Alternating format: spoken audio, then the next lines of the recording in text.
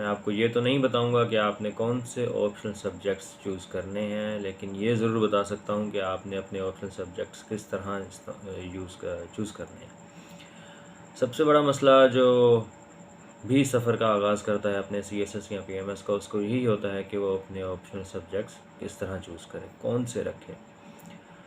तो आज के दौर में ये सवाल बहुत अहम भी है, क्योंकि जितना कंपटीशन बढ़ चुका है, कंपलसरी के साथ साथ ऑप्शनल सब्जेक्ट्स भी उतनी ही अहमियत के हामिल होते जा रहे हैं। तो चनाचा इसमें आपको सिर्फ पास नहीं होना, आपने बहुत अच्छा स्कोर भी लेना है। तो इसी के मुतालिक 3 चीज़ें हैं जो आपको लाजमन मलहूज़ खातिर रखनी है जब भी आप अपने ऑप्शनल सब्जेक्ट्स को डिसाइड कर रहे हैं।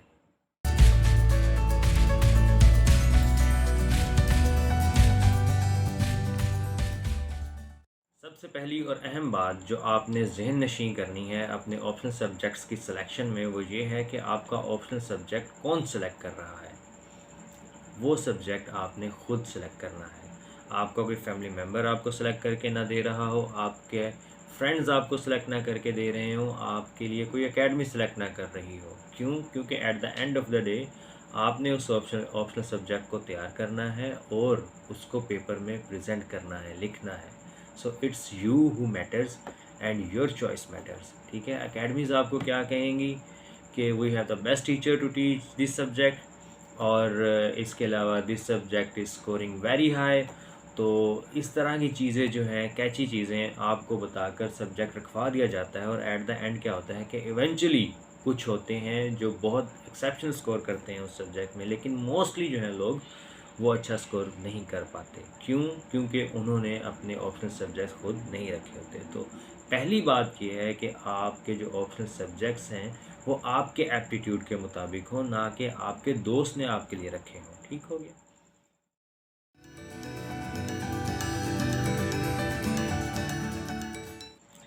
दूसरी सबसे अहम चीज़ जो है वो ये है कि अब आपने ऑप्शनल सब्जेक्ट्स की लिस्ट डाउनलोड करनी है। ये ना हो कि आपने 6 सब्जेक्ट डिसाइड कर लिए और आपको मालूम ही नहीं है कि आपके पास और क्या क्या चॉइसेस थी। ठीक है, इसके लिए आपने किसी एकेडमी के पेज को नहीं देखना, किसी ट्यूटर के पेज को नहीं देखना, किसी प्लेटफॉर्म को नहीं देखना जो CSS और PMS के लिए होते हैं। आपने जिन अथॉरिटीज़ को एग्ज़ाम देना है, यानी कि PPSC और FPSC, उनकी वेबसाइट पर जाना है। उनके पास उनकी वेबसाइट पर प्रॉपर PDF फाइल्स पड़ी हैं जिनके अंदर ये सारे सब्जेक्ट्स मौजूद होते हैं। आपने वो डाउनलोड करनी है अपने लिए। अगर आप CSS की तरफ जा रहे हैं तो एटलीस्ट 12 नाम जो हैं आपने लिख लेने हैं कि ये वो 12 नाम हैं जिनमें से मेरे 6 सॉर्ट आउट होंगे या 6 जो हैं वो रह जाएंगे बाकी CSS के लिए। अगर PMS की बात करें तो 3 सेलेक्ट करने होते हैं, तो उसके लिए आप कम से कम 6 सब्जेक्ट लाजमी लिख लें। उसके बाद आपने क्या करना है कि आपने उनके सिलेबस खोलने हैं, उन 12 सब्जेक्ट्स के या 6 सब्जेक्ट्स के आपने सिलेबस खोलने हैं। अब आप देखेंगे कि उनमें से बहुत सी चीज़ें ऐसी होंगी जो आपको लग रहा होगा कि ये नहीं मैं कर सकता। ठीक है, तो अब आप कुछ सब्जेक्ट्स को साइड पे करते जाएंगे। तो चलें कह लें ज़्यादा आइडियल नहीं रहते तो हम कहेंगे कि हमारे पास 8 सब्जेक्ट या 9 सब्जेक्ट्स पीछे रह गए जो हमने अब शॉर्ट लिस्ट किए हैं।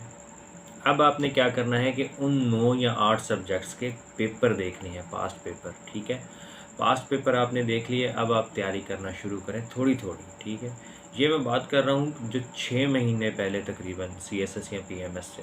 ठीक है, अब आप तैयारी करना शुरू करते हैं तो आपको मालूम होता है कि कुछ सब्जेक्ट्स 1 या 2 ऐसे हैं जिनके अंदर आप जितनी मर्ज़ी एक्सेप्शनल परफॉर्मेंस दे दें, लेकिन आप फिर भी नहीं लिख पा रहे उस स्टैंडर्ड के मुताबिक जो चाहिए होता है। ठीक है, तो अब आप 2 या 3 को और निकाल देते हैं। ठीक है, तो अब आपके पास 6 सब्जेक्ट्स वो पड़े हुए हैं जो आपने प्रॉपर थोरोली रिसर्च करके सेलेक्ट किए हैं, जिनके मुतालिक आपको पास्ट पेपर का भी इल्म है और जिनके मुतालिक आपको सारे सिलेबस का भी इल्म है और जिनके मुतालिक आपको ये भी इल्म है कि आप उनमें एक्सेप्शनली स्कोर कर रहे हैं।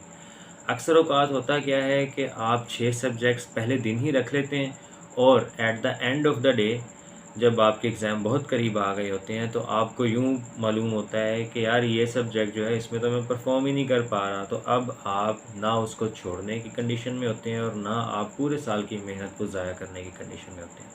तो आप पेपर दे देते हैं और इवेंचुअली या तो आप उसमें फ़ेल होते हैं या फिर आपका स्कोर उसमें बहुत कम होता है।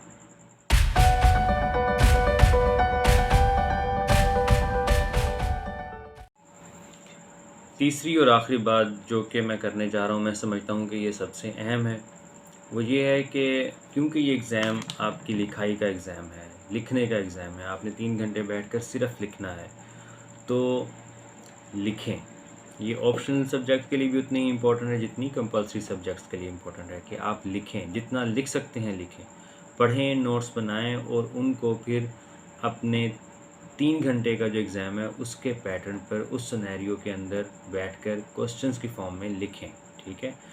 इससे होगा क्या कि आपका थॉट प्रोसेस रिफ़ाइन होगा और आपकी लिखाई का जो स्ट्रक्चर है उसके अंदर जो फ्लॉज़ हैं वो रिफ़ाइन होंगे खुद ही इन अ प्रोसेस ऑफ एवोल्यूशन, ठीक है?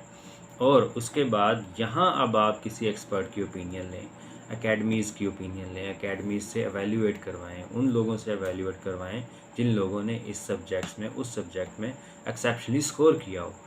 होगा क्या कि वो आपको आपकी गलतियाँ बताएँगे और आप उन गलतियों को नोट करते-करते इवेंचुअली एक पॉइंट पर आएँगे जहाँ आप नियरली परफेक्ट हो चुके होंगे। तो दैट्स द पॉइंट जहाँ फिर आपको हाई स्कोर करने से शायद ही कोई रोक सकता।